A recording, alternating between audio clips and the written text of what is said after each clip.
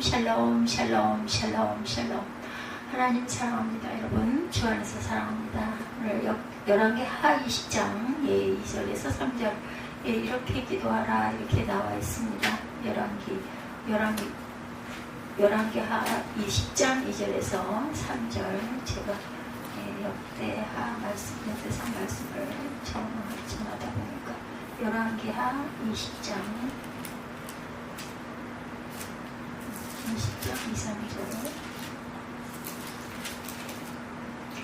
히스기야가 낯을 벽으로 향하고 야훼께 기도하여 이르되 야훼여 구하오니 내가 진실과 전심으로 주 앞에 행하며 주께서 보시기에 선하게 행한 것을 기억하옵소서 하고 심히 통곡하더라. 이 내용이죠. 결혼을 앞둔 커플에게 중요한 일 중 하나가 가전제품 마련하는 일, 혼수 그렇겠죠. 그 시대의 유행을 혼수를 보면 또한 알 수도 있습니다. 칼라 방송이 시작된 1980년대부터 칼라 TV가 아주 중요한 그 혼수 첫 번째 품목이었다고 하네요. 나라가 어려웠던 IMF 시대에는 가성비가 좋은 제품이 유행했다고 그러고요. 그리고 최근에는 가전제품이 어떤 것들이 유행하고 있을까? 2020년 6월에 한 백화점에서 작년과 올해 1월부터 5월 사이 팔린 혼수 가전제품의 매출 신량을 발표했어요. 20년대에. 1위가 바로 건조기, 그리고 2.7배 정도가 그 전해보다 더 많이 팔렸다. 이렇게 20년 통계에 그렇게 나와 있었습니다. 2위는 무엇일까? 공기청정기. 그래서 19년보다 20년이 2.5배나 더 많이 팔렸답니다. 오늘 지금 24년이니까 그 이후로도 많은 통계 결과가 나왔겠지만 저는 여기까지만 보았어요. 이런 건조기나 공기청정기가 인기가 있는 이유를 보면 바로 미세먼지 때문이다. 미세먼지 때문에 밖에다 빨래를 말릴 수가 없다 보니까 건조기를 사게 되고, 또한 미세먼지 때문에 창문을 잘 여닫지 못하다 보니까 공기청정기를 찾게 되었다는 거죠. 그럴 것 같습니다. 다시 말해서 건강에 대한 염려가 일상과 소비를 바꿔놓았다. 우리 인생은 고민과 걱정의 연속이라고 할 수 있어요. 성적 걱정, 취업 걱정, 조금 아까도 대학원 MBA 과정을 다니고 있는 그 자매가 그 성적 나온 곳에 불만이 좀 있어가지고 교수님에게 전화를 드려야 할 텐데 겁이 나고 염려가 된다. 안 하면 또 안 해서 어려울 거니 그냥 정중하게 전화로 말씀 드릴 걸 드리는 게 차라리 후회하지 않겠느냐 하고 제가 이야기를 했습니다. 이런 여러 가지 걱정거리들, 마음을 비우지 못하는 이런 부분들, 가족, 취업, 그리고 아까 말씀드린 대로 성적, 자녀 학교의 성적, 자녀, 또한 노후, 사업장 걱정, 이런 것들이 하루도 끊이지 않게 오늘 이것이 끝났다 아니면 또 휴, 또 다른 게 또 그죠 다가오죠. 그 중에 제일 많은 사람이 고민하고 걱정하는 것은 과연 무엇일까요? 건강의 문제가 아닐까 생각을 합니다.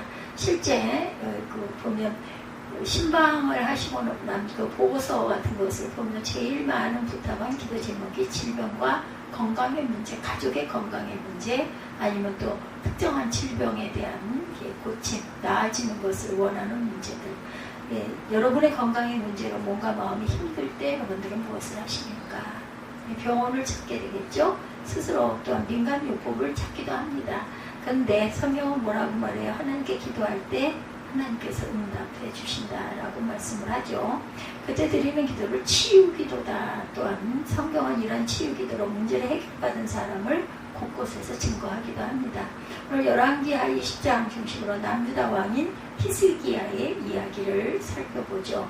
1절에서 3절까지 실망을 넘어서 기도하라. 그때 히스기야가 병들어 죽게 되매 아모스의 아들 선지자 이사야가 그에게 나와 그에게 이르되 야훼의 말씀이 너는 집을 정리하라. 너희가 죽고 살지 못하리라 하셨나이다. 히스기야가 낯을 벽으로 향하고 야훼께 기도하여 이르되 구하오니 내가 진실과 전심으로 주 앞에 행하며 주께서 보시기에 선하게 행한 것을 기억하옵소서 하고 심히 통곡하더라. 이렇게 증거되어 있어요. 실망을 넘어선 기도죠. 오늘 주인공 히스기야는 남유다 왕국의 13번째 왕입니다. 히스기야의 인생을 보려면 아버지 아하스 때부터 살펴볼 필요가 있죠. 히스기야가 9살, 10살 때 아버지 아하스가 남유다의 왕이 됩니다. 아하스는 이 당시 중동의 최강대국이었던 아수르에게 무조건 복종하죠. 매년마다 백성들에게 많은 세금을 걷어서 아수르에게 조공을 바쳐요. 심지어 아수르 신을 섬기는 제단을 번떠서 성전 마당에 세우고 하나님을 섬겨야 할 성전 한복판에 아수르 신에게 제사를 지내기도 했습니다. 그 결과 아하스는 아수르의 보호 아래 편안히 왕권을 지킬 수가 있었으나 그러한 아버지를 본 젊은 히스기야는 다른 생각을 갖게 되죠. 아수르 신에게 절하는 아버지, 빼앗기기만 하는 약속의 현실을 보면서 히스기야는 나는 아버지와는 다른 왕이 되겠다, 이런 굳은 결심을 하게 됐겠죠. 시간이 흘러서 아버지가 돌아가고 25살에 히스기야가 왕이 됩니다. 그럼 먼저 성전에 있던 아수르 제단을 허물고 성전을 원래대로 복구합니다. 6월절 절기를 지키고 나라 곳곳에 있던 산당을 모두 없애버려요. 또 성공적인 경제정책으로 백성의 조공 부담을 줄이고 또한 자본을 모읍니다. 그리고는 곳곳에 요새를 세워서 아수르와의 전쟁에 대비를 하죠. 약속이신 남유다가 최강대국과 맞서겠다고 하자 대부분 사람들이 비웃어요. 그런데 히스기야는 어떻게 이런 말도 안 되는 전쟁을 꿈꾸었을까? 그것은 확신, 믿음의 확신이 있었죠. 하나님을 믿는 자를 이기게 하신다, 이런 확신. 그리고 왕이 된 지 13년이 되었을 히스기야는 독립을 선언합니다. 이 소식을 들은 그 분노한 아수르가 유다를 침공하죠. 어떻게 됐어요? 열왕기 18장 13절에 아수르의 왕 사네립이 올라와 유다 모든 경관 성읍을 쳐서 점령하네, 이렇게 증거합니다. 아수르의 힘은 너무나 강력합니다. 수년 동안 세운 요새들이 다 부서졌고 엄청난 배상금까지 물어야 했어요. 이때 예루살렘까지 포위를 당하지만 예루살렘만 극적으로 살아남죠. 그러나 이 전쟁으로 유다 왕국은 예루살렘 중심의 도시국가로 전락을 해버립니다. 또 경제적으로 부흥했던 유다 왕국은 다시 가난한 약소국으로 후퇴하죠. 처참한 패배 앞에 히스기야가 낙담합니다. 그런데 덮친 격이라 할까, 히스기야는 또 다른 시련이 닥치는데 오늘의 이야기가 시작이 되죠. 그때 히스기야가 병들어 죽게 되매 이사야가 이르되 야훼 말씀이 너는 집을 정리하라, 너희가 죽고 살지 못하리라 하셨나이다. 20.1절이죠. 히스기야가 병에 걸리고 의사가 열심히 치료하지만 점점 죽어가죠. 전쟁을 준비하면서 얻은 피로, 패배로 인한 충격까지 아마 겹쳤겠죠. 이렇게 힘든 히스기야에게 선지자 이사야가 오더니 이렇게 예언을 하는 부분이 대두가 됩니다. 하나님의 말씀이다. 왕은 곧 죽을 것이니 후계자를 정하라. 히스기야 하면 이사야가 이렇게 말할 때 어떻게 여러분 같으면은 하시겠습니까? 저라면 우선 울겠죠. 이렇게 살지 말걸, 그렇게 살지 말걸, 그리고 후회하는 부분도 많을 거예요. 그리고 성전을 불지를 것이다. 히스기야는 그동안 하나님을 믿으며 늘 지키신다는 승리감을 갖고 있었어요. 그래서 신하들과 백성들의 비웃음을 지루하고 하나님만을 붙잡았죠. 근데 어떻게 됐어요? 다 잃었고 비웃음거리가 됐고 질병까지 없습니다. 근데 하나님이 고쳐주지 않는다 그래요. 죽을 것이라고 합니다. 이런 하나님을 뭐하러 믿었겠는가, 이런 생각을 하겠죠. 누구나 실망감은 당연할 겁니다. 히스기야는 어떻게 했어요? 2절 3절에 보니 낯을 벽으로 향하고 야훼께 기도하이르되 야훼여 구하오니 내가 진실과 전심으로 주 앞에 행하며 주께서 보시기에 선하게 행하는 것을 기억하옵소서 하고 심히 통곡하더라. 히스기야가 힘겹게 일어나서 벽을 보고 역시나 통곡을 하죠. 근데 히스기야의 통곡하는 것을 보면 우리의 예상을 완전히 뒤집습니다. 하나님 아시죠? 모두가 비웃어도 저는 주님을 믿었던 건 아시죠? 주님 앞에서 바르게 살려고 했습니다. 기억하셔서 낫게 해주시옵소서. 한풀이 하는 게 아니고 하나님을 붙들고 고쳐달라고 기도하고 있어요. 그의 자세 또한 오직 하나님만 바라보기 위해서 벽만 바라봅니다. 지금 그의 상황이면 하나님에 대한 실망에 견딜 수 없어서 울분이 터지겠죠? 폭발을 할 겁니다. 그런데 그렇지 않습니다. 실망을 넘어 하나님 앞에 질병까지도 맡기죠. 아마도 히스기야는 미친 사람처럼 기도했을 것입니다. 그랬더니 야훼 말씀이 내가 내 기도를 들었고 내 눈물을 보았노라. 내가 너를 낫게 하리니 내가 내 날에 15년을 더할 것이요. 5, 6절에 응답이 이렇게 오죠. 하나님께서 원래 계획을 바꾸셔서 히스기야를 고치시겠다라고 선언하세요. 옛날부터 지금까지 참 많은 사람 병을 고쳐달라고 기도했어요. 근데 하나님은 왜 하필 히스기야의 기도에 감동하셔서 응답을 하셨을까? 바로 실망할 수밖에 없을 정도로 그것을 넘어 하나님을 붙들었기 때문입니다. 바로 여기에 여러분과 나누고 싶은 치유기도의 첫 번째 원리가 들어있죠. 실망을 넘어 기도하자. 기도는 하나님이 좋을 때만 하는 것이 아니다. 하나님께 실망할 때도 그것을 넘어서 하나님을 붙들고 기도할 줄 알아야 되겠다. 주변을 보면 질병 때문에 하나님에 대한 실망을 느끼는 분들이 의외로 많습니다. 어떤 분은 하나님이 지켜주신다면서요. 왜 이런 질병이 왔습니까? 원망하죠. 하나님께서 무능한 거 아니십니까? 이렇게 그 꼬투리를 잡는 경우도 있죠. 어떤 분은 이 질병을 낫게 해달라고 10년이나 기도했는데도 안 됩니다. 기도한다고 되겠습니까? 이렇게 분노하기도 합니다.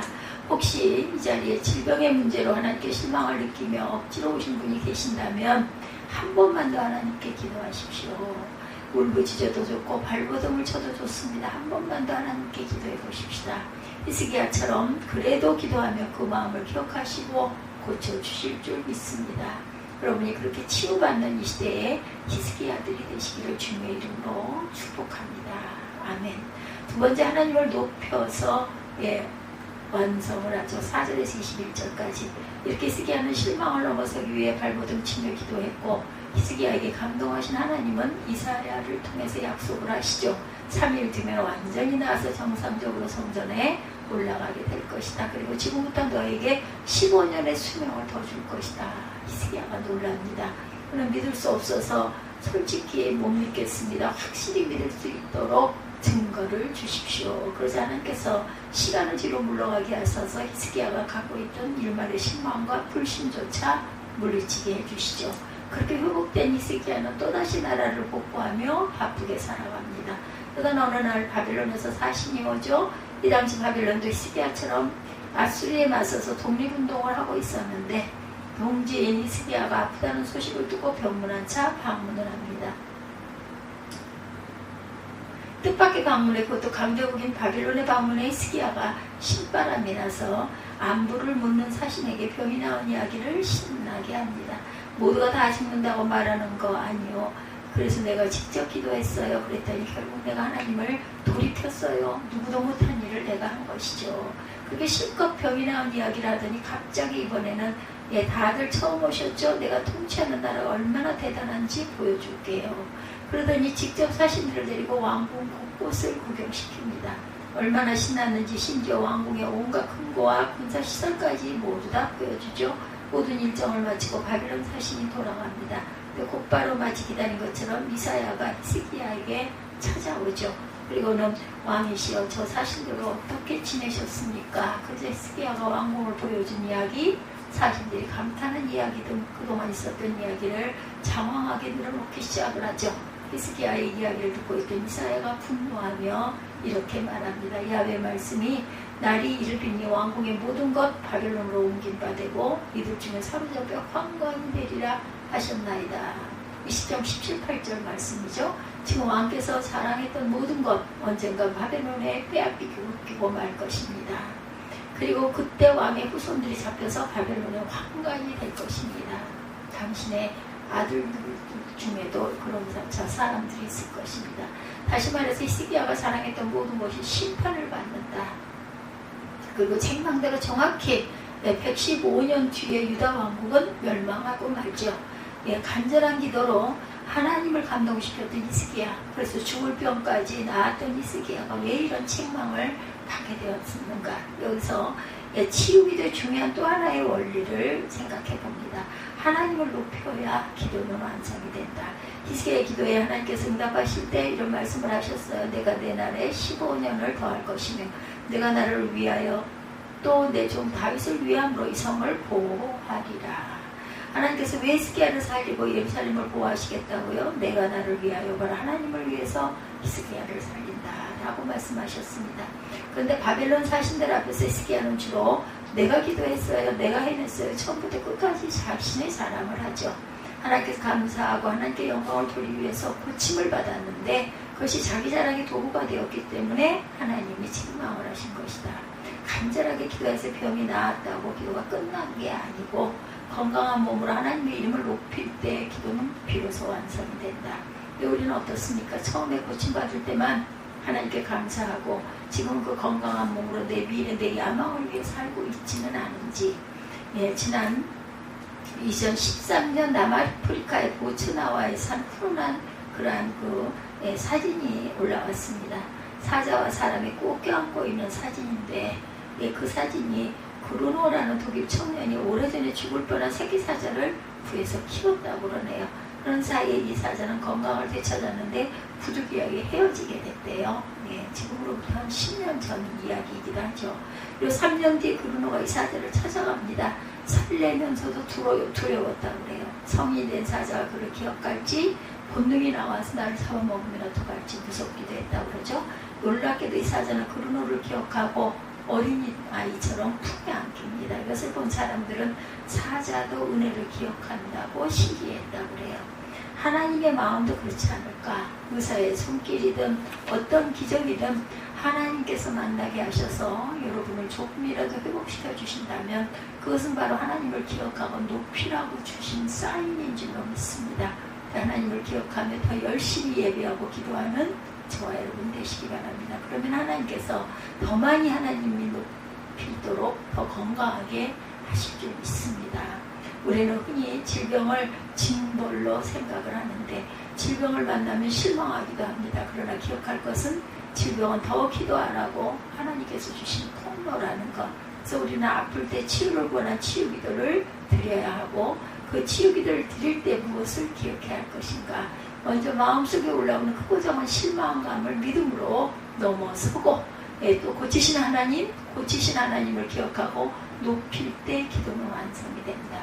히스기야를 기억하면서 우리도 기도로 치유받는 삶이 되며 치유를 받은 후에는 하나님만을 높이는 일생을 살아내는 저와 여러분이 되시기를 주님의 이름으로 축복합니다.